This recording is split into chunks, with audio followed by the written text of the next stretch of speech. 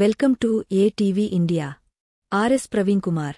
నేను రాజకీయాల్లో రాకముందు ఐపీఎస్ అధికారిగా, క్రైమ్ బ్రాంచ్ డీసీపీగా, అడిషనల్ డీజీపీగా, వార్ క్రైమ్స్ ఇన్వెస్టిగేటింగ్ అధికారిగా ఐక్యరాజ్యసమితిలో పనిచేశా.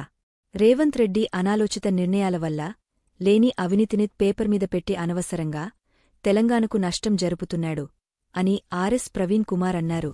నేను గతంలో రాజకీయాల్లో రాకముందు నేను ఒక ఐపీఎస్ ఆఫీసర్గా పనిచేసిన, నేను కూడా క్రైమ్ బ్రాంచ్ డీసీపీగా ఎన్నో వైట్ కాలర్ నేరాలను పరిశోధించిన, నేను అడిషనల్ డీజీపీగా పనిచేసిన, వార్ క్రైమ్స్ ఇన్వెస్టిగేటర్గా కూడా ఐక్యరాజ్య సమితిలో నేను పనిచేసిన.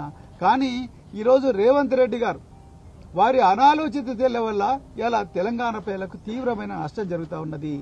లేని కరప్షన్ పేపర్ మీద పెట్టి అనవసరంగా ఇబ్బంది పెడతా ఉన్నాడు, సమస్యను పక్కదో పట్టిస్తున్నాడు.